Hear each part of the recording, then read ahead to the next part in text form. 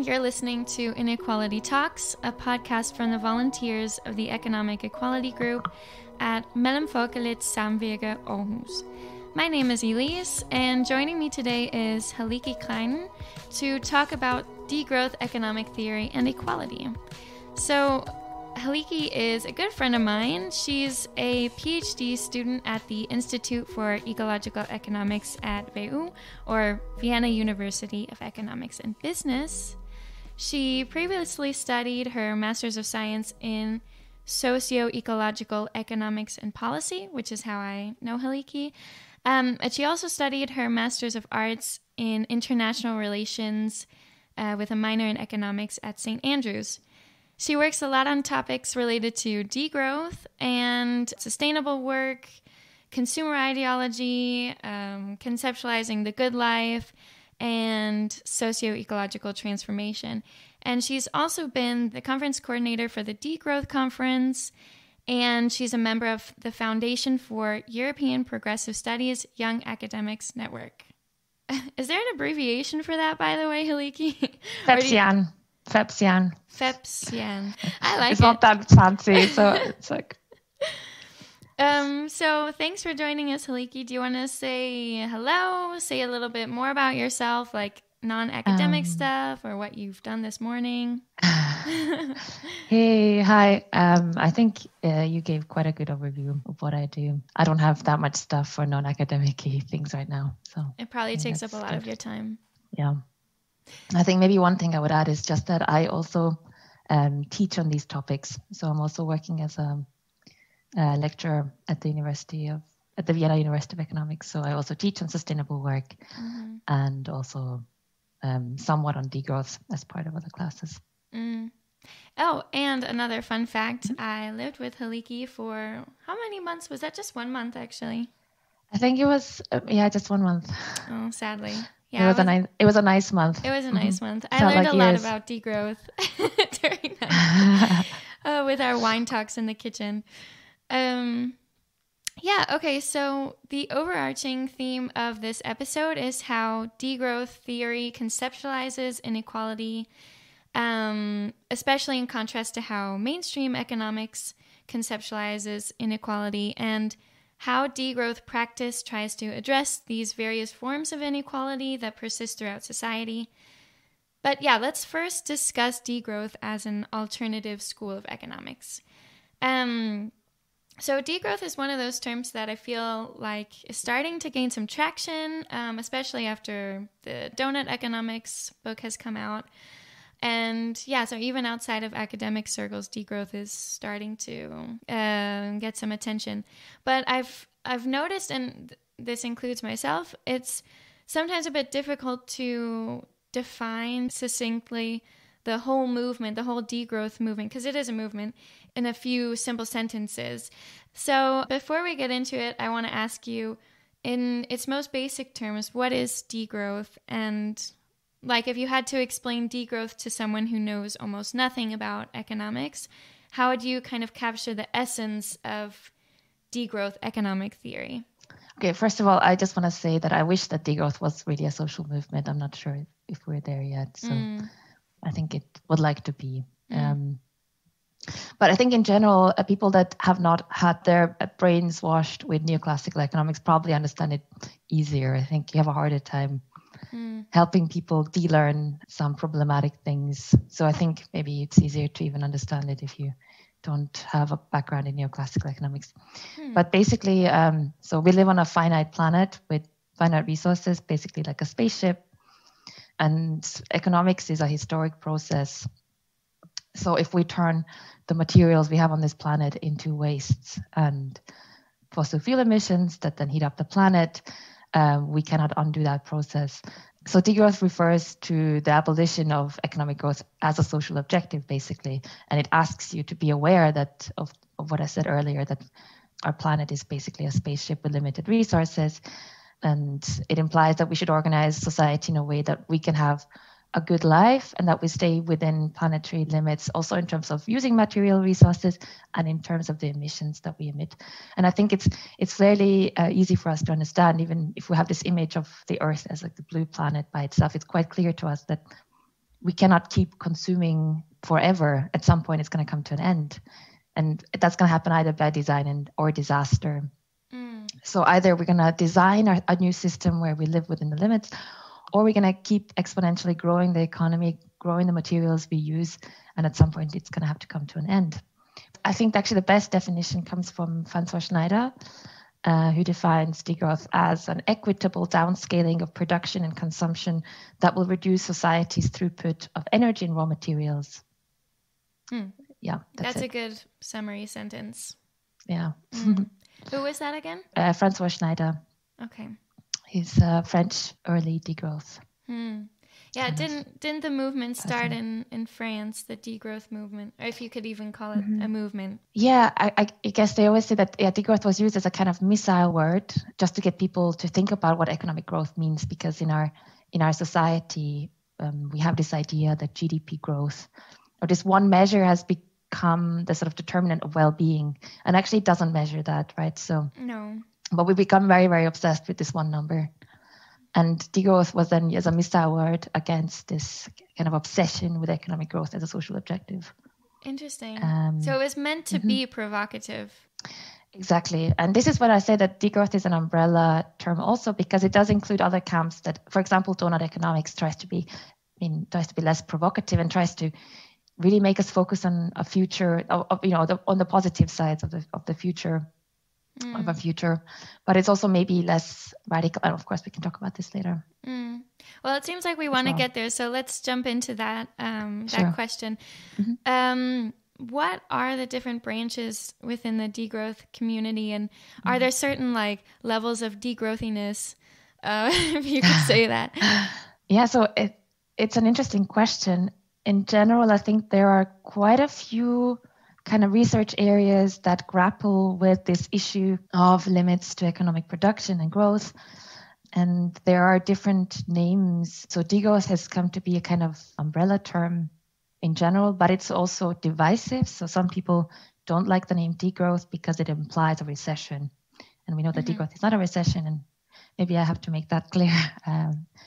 Degrowth is not a recession. Degrowth is not a recession. But there's also donut economics, so donut economics is focused on a more positive vision. How can we fulfill human needs within planetary boundaries? So I would say that's kind of a reformulation of the idea. It's maybe also a little bit less radical, and there's certain problems with it. But there's also post-growth. So post-growth is basically degrowth, I would say, but repackaged for the mainstream. So this is just my opinion, so don't quote me on this. The post-growth pretty much means the same thing as degrowth, but it's okay for example, for the European Commission to talk about post-growth, but they cannot talk about degrowth. So post-growth is kind of is the content societal different? Acceptable word. Is it just simply using a different word? Yes, well, they try to. They're basically saying the same thing. That they're saying that there needs to be material limits to further economic expansion. So we need to move past growth in a way to focus on well-being. So it's also maybe more within the system itself. How can we change the system, as is donut economics? And in idea, what they're both saying is we need to change the system to such a radical extent that it's actually a different system. But they're not willing to say, let's change the system. They say, let's do this and this and this and this, so that actually we have a fundamentally new economic system that we cannot call capitalism anymore because it's not growing all the time, right? But they're not saying, let's abolish capitalism. Which is fine, because I think it's also good to have these different terms for different societies and different parts of society. So it almost allows politicians to be able to talk about degrowth, but just watered down. Yeah, I think it's useful to have these different terms, actually. And the mainstream is starting to engage with these topics. And I think for that reason, and I think there's different opinions on this.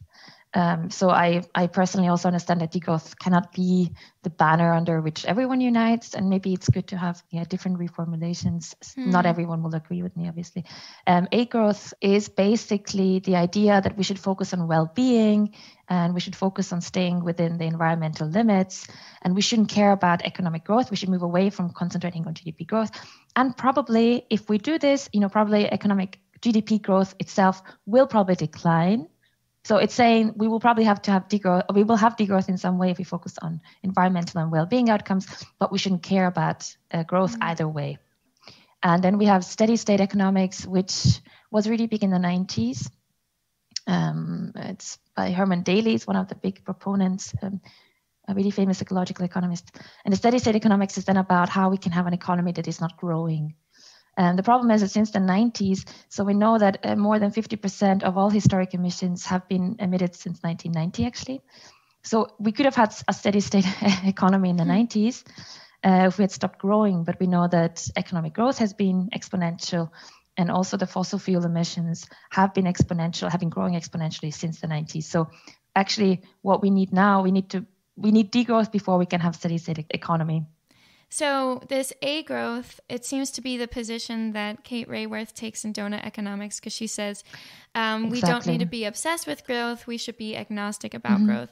And that, in your opinion, correct me if I'm wrong, is not radical enough, because we actually need to degrow our economies, or like post-growth, whatever word you want to use, before we can be agnostic. Like, we have to make a conscious choice. It's not like you can just turn your back to growth and be like, oh, now I'm just going to give you the cold shoulder and ignore you. You actually have to like face growth and address it as a problem, because it is a problem.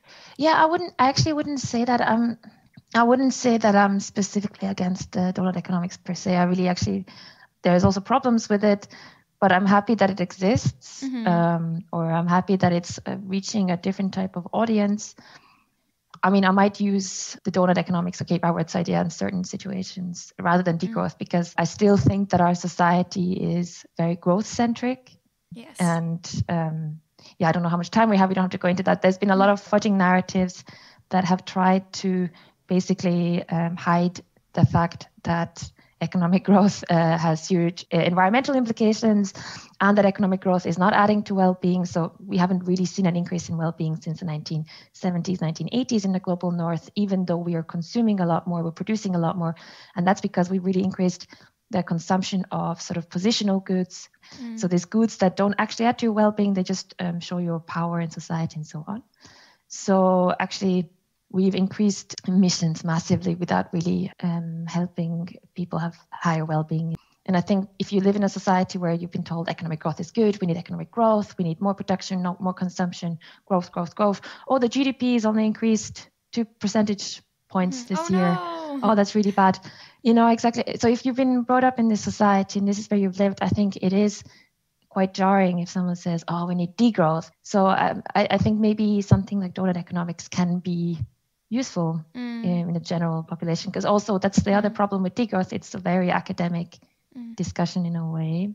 Yeah. So A growth is kind of, and being agnostic towards growth is kind of like a first step into changing this really deep-rooted mindset that growth is not only the remedy to all of our society's problems, but actually the ultimate goal. Where would you position yourself in this debate? I think I'm trying to be quite practical, but also critical, and that's sometimes difficult. So I research trade unions and trade union environmentalism, for example, and I'm also involved in projects working together with the Chamber of Labor in Austria. And I think it's very important to find a common language and understanding, which degrowth is not always able to do, as I mentioned. So I think it's important to kind of pick your terms to the right audience, so to speak, so that they understand what you really mean. And what I really mean is, hey, let's concentrate on well-being. There's material limits to economic production, right? That's what I'm trying to say. And if the donut economics idea is able to convey that better, then that's what you have to use. But in general, of course, I'm very much involved in the degrowth community as well. It's quite a tight community of researchers and academics in different fields working on these topics. Yeah, I think it's in Estonian, there's a saying that a good child has many names. Can you explain that? True. I'm not sure I understand. So a good child has many nicknames, so to speak. So I think that's the same with this understanding of material limits to production. So we have degrowth and donut economics. Now I'm just thinking, how many nicknames did I have as I was growing up? I think 3. Uh-oh. Is that enough? What's the... You're an okay child. You're fine. Okay. How many did you have? Well, I was Kiki. Kiki. That's cute. I was Mickey and Minnie also. My granddad used to call us Mickey and Minnie. My sister called me Kina. Okay, well, you're already at 4, so you're doing better than me. I think maybe 5 or 6. I feel like you have one of those names that's like really good for making nicknames. And bad for everything else. Always to spell it out. No one knows if you're... I constantly get emails from students calling me Mr. Professor Kreinin. What? And Herr Professor Kreinin. And I'm always like, wow, I should really be earning so much more. There is one thing I wanted to add about degrowth that is quite important, actually. Yeah. So about inequality, and just going back to what I was discussing earlier. So we haven't really seen an increase in well-being since the 1970s and 1980s in the global north, even though we're consuming so much more, and a huge increase in inequality. And we know that under inequality, you have to consume more positional goods. And we know that inequality is really, really bad in general for us, for our mental health. And if societies are unequal, then everyone has to kind of consume more to show their power, and you have a lot of bad health outcomes and so on. But most importantly, I think even a better link between degrowth and inequality is just simply that we have been sold this idea that we don't need to fight inequality. We don't need to fight inequality in society. We don't need to fight inequality globally, because actually economic growth will lift all boats. So instead of fighting inequality, instead of redistributing wealth, for example, we're going to have economic growth and then everyone will be better off. Mm-hmm. And of course, we know that this is not possible in the limits of the environment and our spaceship Earth, right? We don't have the material resources to keep growing at an exponential rate until everyone can live like Kanye West. That's not going to happen. But it's been one of the biggest lies we've been told. You know, it's incredible how well that's traveled, and that we're still so wedded to economic growth as a way to improve situations. And the economic growth is not a way to improve situations, right? It doesn't say anything actually about how equal a society is. We could have huge economic growth, and it simply makes those who already have a lot of wealth wealthier. Yeah. And you could say, nothing else. Concentrated. So I think it's an incredible lie that we've been sold. And degrowth also tries to highlight this. We don't need more economic growth. We need more equality, and we need a better division of what we have, not just for the planet, but also for society, also for our mental health, because the high inequality that we have now, it is, as I mentioned, it's driving the environmental crisis because it's driving higher consumption, but also it's driving a lot of other things. So suicide rates in the general population, especially amongst young people, other mental health problems, this obsession with consumption as a way to show who you are, how we value other human beings in society, and so on. Yeah, and actually I was going to bring this up when we moved on to talking about equality, but we can just move there now, because I thought it would be best to introduce the topic of equality and how, by introducing how it's conceptualized and discussed in neoliberal mainstream narrative. And I was actually going to mention that the first thing that comes to my mind when we talk about neoliberalism and equality is this Kuznets curve, right, that you just alluded to basically, and which for those of you who don't know, it looks like this upside down U on a curve, or on a graph, sorry. So of course looks very sciencey, and it represents this claim that inequality will increase as your economy grows, but after an economy reaches a certain point of growth, inequality will actually decrease. So it essentially argues that it has to get worse for some before it gets better for all, and that economic growth is this primary mechanism to achieve economic equality. In other words, inequality is a necessary evil, and economic growth is the only remedy, and also, like I said earlier, the ultimate goal of society. But what's funny, and actually Kate Raworth talks about this in her book, Donut Economics, she explains that Kuznets himself actually came out and said that this is basically, what was it? Like, do you remember what he said? It was basically like, like he said himself that it was basically borderline guessing. And then mainstream economics like took the Kuznets curve and just fucking ran with it. And then it ended up just being in every single macroeconomics textbook.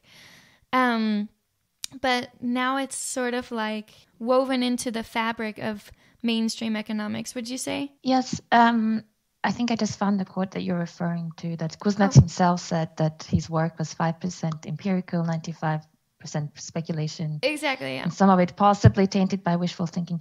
But this is the general problem that we have with economics and neoclassical economics, is that a lot of the thinking, it was based on sort of 1950s ideas of physics and trying to find specific laws for economics, like you would have physical laws or laws of chemistry or whatever, something like that. And of course, those laws don't really exist, or you do not have, the economy doesn't exist without history, without society, without very specific institutions. And you cannot have these ageographic, ahistoric rules or laws. And the Kuznets curve is one of these because, of course, as I mentioned earlier as well, many of the ideas of these 1950s physicists who, after the end of the Second World War, turned to economics and tried to make a living with fancy mathematical equations, many of the ideas that they had about the economy are very, very specific to this incredible time in history that was the period after the Industrial Revolution until now, so to speak, this period where suddenly we had access to a lot of high energy density energy resources that then, with very, very bad environmental outcomes, of course, that hugely increased productivity growth, for example, and productivity and production, removing the need for human labor and also helping human labor become more productive. But this was a very, very specific historic period because the fossil fuels that we had, that fueled this, oil and coal and gas and so on, these reserves, in reality, this is material that has built up over millions of years, right? Dead animal parts and dead plant parts. And this was a kind of a miracle time in history that we had this huge growth in materials resource. So these ideas that they had were not based on some sort of physics rules, but rather what was happening and what has happened was a kind of historic process, right? And I think that's where economics really went wrong, in considering itself as a kind of natural science, not as a social science with history and everything else. Right. So that's also the problem with things like the Kuznets curve or Kuznets' idea of income inequality in a growing economy. He didn't consider, for example, labor movements and concentrated wealth and like a whole tax system which is built to just valorize capital and encourage wealth that just concentrates in the hands of a few and isn't actually returned to society. The hardest part about that, actually, I think the worst part about that, or the worst thing about it, is that by suggesting that economics is something like physics, you remove politics, you remove power relations, and you hide a lot of things by saying this is normal, this is how it works, and this is scientific. You kind of remove discussions about what the economy is for, how it functions. And I think this was the biggest sort of coup d'etat of the field of mainstream economics, that it managed to sell very, very problematic, unfair ideas as a kind of truth, as fact. And the Kuznets curve is a part of that, right? Exactly. Yeah. So there's also, there's many things that are removed from economics, right? Reality, for example, material reality, the environment as a basis for society and economy, power, history, colonialism, and so on. And this misunderstanding and like misconceptualization of growth and equality and all this other stuff, it's not innocent, right? Like you say, it has real world consequences because, mainstream economics isn't just teaching economic students this is how the economy works. It's also informing policymakers, and that has real life consequences for everyone and for the planet. But I think economics is fundamentally, it's misrepresenting reality in a way, and it's representing a specific thing as the truth or as scientific. And economics, of course, is a social science. So there are no natural laws, because any laws that we might have, they emerge in specific historic, institutional, geographic settings, and so on. We know all this. But another thing that economics really misrepresents, I would say, especially if we're talking about inequality, is global inequality and the relation between the global North story and the global South. And we know that this relationship is a kind of colonial relationship. It started out as a colonial relationship, and it continues to be a colonial relationship by and large. So the discussion on development itself and global inequality, it often hides the fact that the global North, we were developed and we're being kept developed by the global South. So we have a socially and an ecologically unequal exchange. So basically the global South has developed the global North. Right. And we still receive products and materials with much embedded labor, and also embedded, for example, environmental sinks.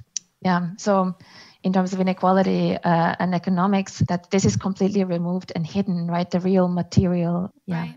The real material impact of. Yeah. Yeah, I think we would be sorely remiss not to discuss the inequality between the global North and the global South, and how basically our whole economic system, like our whole global economic system, is completely reliant on the global North's economic, political, and social exploitation of the global South. And like you said, there's exploitation of cheap labor or social dumping, but we're also excessively extracting and commodifying countries' natural resources like precious metals in Africa. And not only that, but also forcing privatization of common goods, like, for example, privatization of water supply, which is a terrifying thing to think about. And also, not to mention, imposed austerity measures that are tied to fundamentally unfair international debt. Actually, it is a fact, but not fun. Out of like the $13 trillion of that so-called developing countries or global South countries owe, guess how much interest the global South has paid, just in interest, like from the international debt. $4.2 trillion. So out of like $13 trillion, it's $4.2 trillion that they're paying in interest. So like we have a whole global economic system which is just like fundamentally unequal. So degrowth has a lot to say about this structural inequality, but how can degrowth policies actually address this global inequality? I know that's like a really huge question. I think this is a key part of degrowth, actually. Mm-hmm. So degrowth was born in the global North, and I should have actually maybe mentioned this earlier already. Degrowth is not about degrowing economies in the global South, but rather degrowing consumption and the economies in the global North, so that there is space for the global South also to meet basic needs.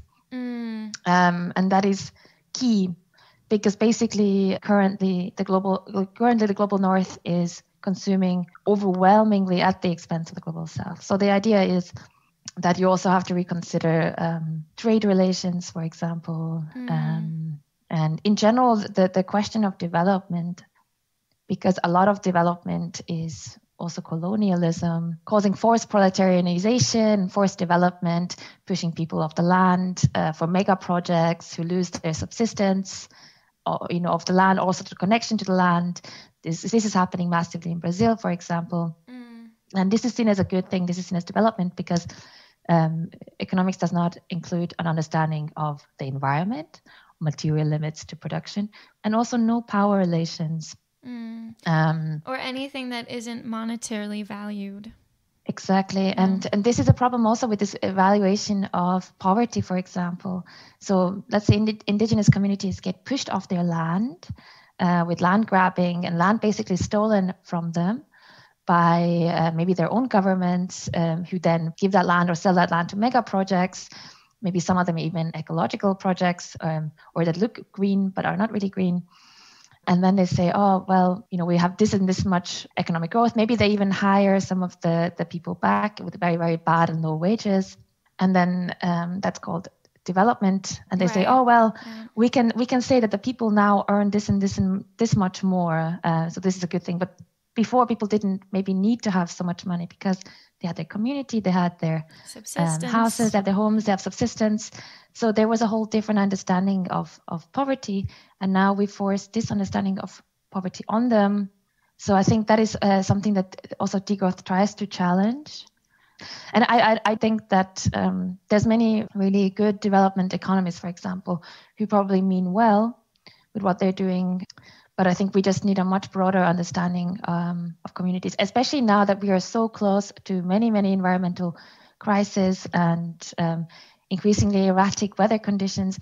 We should be supporting the communities that know how to live in balance with nature, for example. And that should be appreciated much more than mega projects or this idea of development through financialization, exactly. So basically, degrowth would fundamentally challenge this idea of development and sort of highlight the post-colonial aspects of developmental economics and appreciate the different ways of living that maybe we don't understand in global north countries, but are in fact way more ecologically and socially sustainable practices and ways of living in global south countries.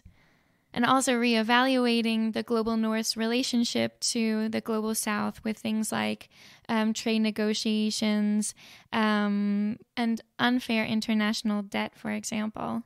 And then like less directly, degrowth policies that would reduce strains on the environment would have these indirect effects on for the global south. Yeah, maybe just I would like to add one thing to that degrowth tries to make power relations visible and the reality of what forms the basis of economic trade between the global south and the global north. And I think it's quite useful to think of this in terms of the imperial mode of living, which is Ulrich Brand's and Markus Wissen's term about basically how the global north has this socially and ecologically unequal exchange whereby they get a lot of resources with embedded labor and embedded resource sinks and materials and so on. So it's not just that within societies in the global north we have a lot of inequality. And again, we have Kanye West flying around in his private jet in his huge $1 billion house and so on. It's not just that people like him are living the imperial mode of living, but rather that all of us, even everyday lives in the global north, we're structurally benefiting from unequal trade with the global south. And even we are living a lifestyle that is actually not supported by not only environmental limits, but also the social limits. And slave labor, of course, we have more slaves today than ever before just because population growth. But, chocolate, coffee, many other goods, also seafood, weirdly enough, and many agricultural goods come from slave labor, and that's a fundamental part of our consumption in the global north. Yeah, for example, if you get a new phone every 2 years, I mean, you are doing extreme harm to the planet and also feeding into this system of excessive extraction and of like non-renewable materials that are being extracted out of global south countries. And the top 10% of the global population is overwhelmingly responsible for consumption-based environmental emissions, right? So clearly inequality is a huge thing. So we've been talking a lot about global inequality and specifically inequality between the global north and global south. But I'd also like to talk about how economic equality can be confounded by other social inequalities like systemic racism, gender or queerness discrimination, and so on. So what does degrowth theory make of all of these other confounding social inequalities? So in general, we mentioned the relationship, as you said, between the global north and global south, and how that is obfuscated and hidden in economic theory, right? And the same is true about other relations that are hidden in neoclassical economics or mainstream economics. And one of that is, for example, reproductive labor, so unpaid labor done predominantly by women of keeping societies going. So all the things that go on. Also, this includes, for example, subsistence agricultural labor, but also cleaning and cooking, childcare, elderly care, and so on. So there's some overlaps with ecofeminism. So now we mentioned inequalities in terms of like gender in the global north and global south. And of course, racism comes into that as well. But specifically in-country racism, so for example, in the US, that is tackled through tackling inequality. So Degrowth wants to basically redistribute wealth, put a cap on maybe maximum and minimum incomes. So by doing that, you are also effectively tackling sort of structural racism that exploits certain groups in society. So degrowth theory would indirectly help to address social inequalities by addressing the economic inequalities which drive those other social inequalities, and also by prioritizing these social inequalities on the political agenda. And first of all, recognizing that they are there, because that's a key point, right? And that they matter, and that there is this relationship between poverty and crime, or education and crime, and all of these societal problems interrelate with each other. So how I understand it is that degrowth says these things matter, like these things feed into each other, and they have to be prioritized on the political agenda. Otherwise nothing's going to change structurally. Exactly. So I think degrowth basically says, let's focus on the well-being of society. Let's focus on things exactly like health, education, make sure that people's material needs are met, but that we're not over-consuming positional goods beyond what the planet and what the global south, actually in the global north, can take. And I think by tackling things like societal well-being, inequality, and so on, you also tackle the material outcomes of structural inequalities. And the other thing is, I think we haven't really mentioned this. I think it's really important where you start out from in your discussion about what is happening. And we know that we have to, we have to keep climate change below 1.5 degrees, because otherwise the climate or the Earth systems will basically go into the hothouse Earth scenario, whereby basically different feedback loops will kick in and the Earth will start warming itself even without our input, right? So for example, the Arctic will melt, so less heat will be reflected back because ice is white and water is not white, it's dark, so it takes in more heat. At the same time, that means that already we're heating up more, and then that will mean also that more water evaporates. Water is also a greenhouse gas, so that means that will heat up the Earth even more. So the problem is really that once we go above 1.5 degrees, we really don't know when the heating will stop. And we know that if we miss this 1.5 degree scenario, then we will probably be looking at least 3 degrees warming by the end of the century, right? Maybe even more, maybe up to 5 degrees, maybe even more. And that means that even at 3 degrees warming, huge coastal cities like Miami, like Shanghai, Alexandria in Egypt, they will be underwater, right? And that will affect 275 million people. And that agricultural systems will start to collapse already before then. And basically, if we understand what is really at stake, if we understand what is really happening, then I think many of the other struggles, also for positions in society, I feel like many of the struggles are also positional struggles. Many of those will be able to understand within this wider system and the wider threat that we're facing. And the fact is that the global north, even though we've caused the climate crisis basically, and we're overwhelmingly responsible for it, we will not face the worst of it or the brunt of it. So depending on where we are, the planet does not heat equally either.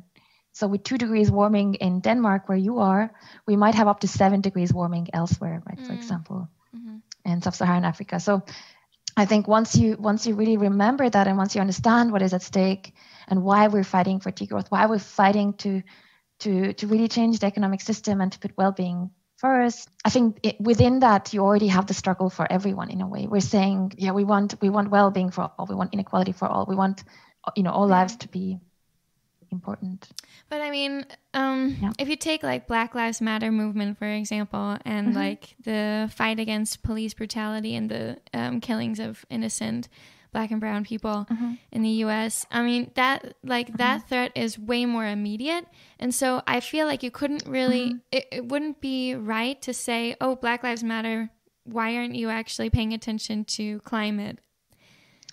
I actually think that those things are also very related, right? I think...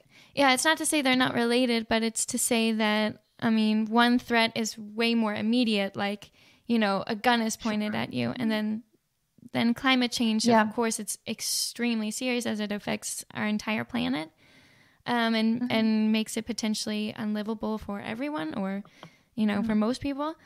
It is less immediate in a sense. I don't think that is the case. And I don't think we have to separate the two issues in a way. I mean, police brutality to me is an outcome of a wider system of structural racism, right? And it's a wider system of the racist history and the colonial history of the US. And for example, Black people in the US are also more exposed to environmental risk and in general to climate change, for example, and to pollution. So we know that even in terms of the rates of COVID and the death rates of COVID, people living in highly polluted areas are more likely to die, right? And this is, I would say, this pollution issue is also an issue of environmental justice and environmental structural racism. So I would say if we change the economic system of exploitation and poverty and inequality and overconsumption and all of these things, to me, these struggles are very, very interrelated, because we're saying we want to provide a life of dignity, a minimum income and a maximum income, for example. So an income corridor, you know, we want to provide societal services, so basic public services, things like that. That is also a fight against structural racism and the inequality of racism. So I don't think that we have to separate it. No, and I don't disagree with you there. I mean, we know that minority groups will be more exposed to the effects of climate change, and not just climate change, but as you mentioned, environmental pollution. So I definitely don't disagree with you there. It was just to say that I think it's a maybe too much of a tall order to ask African Americans in the U.S. who are like facing very immediate threats to their safety, their survival, to say also focus on like situate your problem within the wider problem of structural global inequality and climate change. Sure, but I think that should be more for the environmental movement to be able to involve these specific struggles, and you know that's more of the failure of the environmental movement and not the failure of Black Lives Matter. Okay. And what I'm saying is that we need to form coalitions between different struggles, because in the end we want the same thing, right? And I think it's very good that we have different movements. But also just like one last comment maybe on this is just that we have to be really, really careful, because thankfully we have so outright climate denial is very rare now. So most people have accepted, because we are really witnessing the impacts of climate change already. So most people have now kind of accepted that we have climate change. But what we see now are different discourses of climate delay. And Julia Steinberger and I think William Lamb, they just published also a paper on this. So they say that there's sort of emergent discussions of climate delay now. And one of them is exactly this discussion on, oh, well, we can't really focus on climate change or changing the system because people have everyday needs and worries, and we have to tend to those first. So, you know, for example, people don't really care about climate change because they have other struggles. And I think it's fine. And that discussion also probably comes from a good place, or maybe from fear and from so on. But we have to be careful that we don't perpetuate those ideas that these struggles are separate and that we can only have environmental action once we've tackled some other things. I think we have to really just be careful of it and try to tie these different movements together always. That's really interesting. And I'm sure it's also a very sensitive thing to talk about. If you talk about gender discrimination or you talk about queer discrimination, everybody has their own battles. And I think it's like you touch a nerve when you say, just shift your focus a little bit out and try to see the bigger picture when it feels so real to some people, because it is real. these everyday life experiences they have. I would just say to that, I think this has been, again, a success of neoclassical economics in a way that it's made us think of ourselves as this like insular individual consumers, maximizing our utility, and I think that's very much a feature also of like the current era that we're in, this like flexibilized capitalism, that we think of ourselves as a unique atomized people, and we think of our struggles as unique and atomized. And I think this is actually really, really problematic, and it allows us to be divided and conquered, and that's what I think many struggles, they are always, they're very, very valid and worthwhile struggles. And I think we lose when we fail to see the bigger picture, and we fail to see how these struggles are united. And we fail to see how the fundamental problems that we have come from the same place. For example, material deprivation, also of queer and trans folk, right? That's a huge problem. And I think we have to learn how to fight together for survival and for the survival of civilization, because we're facing really an existential threat. And I have no doubts about the fact that when the climate catastrophe is hit, or when we have erratic weather conditions, or the poorest people, the most marginalized people will be hit the hardest and will be hit the worst. So it's very, very important that we fight for a common future together. And I really think that is what Degrowth is doing, and that in that sense, I think it includes so many social justice movements in a way, I want to say. And I'm not saying that the degrowth movement itself is very diverse. I think there's a problem with that. There's a lot of white academics involved in the global north, mostly. But I think we have to do much better in trying to engage with the everyday worries of people, and trying to form broader coalitions. So we've kind of talked a little bit about like general approaches to policy, like what kind of areas of society and the economy that degrowth policies would kind of prioritize. But we haven't really talked about specific policies, degrowth policies. So I'm just wondering if before we run out of time, you could discuss some degrowth policies that would specifically address inequality, or indirectly address inequality. Sure. So in general, there is no lack of good policies on the degrowth side, and in general, also amongst different actors in this area. Strategies for implementing them are rather the problem. So politics and how to implement these policies are rather the problem. But in terms of good policies, of course, working time reduction is key. So reducing production, reducing work would help also reduce consumption and give you more time with your family and community and so on, and to take part in less environmentally harmful consumer behavior, for example. Also, universal basic services. So if we could provide services communally, so really, really good transport system, for example, also healthcare, that reduces the need to earn a lot of money, which you then normally spend on consumption. So that would be public too. So that would also help to address equality, because, if I can't afford to have a car, then at least I have access to the public transport. Then I already mentioned the minimum and maximum income corridor, which is basically to reduce environmental impacts of consumption. So a minimum income corridor and a maximum income corridor would clearly help inequality. I think that's one of the key policies, maybe one of the hardest policies to actually implement. And then there are also other policies, like, for example, a jobs guarantee that would specifically tackle unemployment in a society that is not growing. So currently unemployment is kept at bay through economic growth, and we didn't go into that. But in an economy that is not growing, we could have a jobs guarantee that would allow us also to employ people in environmentally restoring activities, for example, or in other socially beneficial activities like care of the elderly and so on. Here I have to say there's been very, very interesting and radical proposals also. So the Labour Party's Green New Deal in the UK, so Jeremy Corbyn's Green New Deal. It was full of really, really cool policies and that were too radical. And of course, there was kind of an internal opposition even from the Labour Party because the policies were left-wing and there's a strong centrist element. And of course, same with the Democrats. So Ayanna Pressley, for example, she introduced a bill on the jobs guarantee, and especially as a way actually to lift Black people out of poverty by providing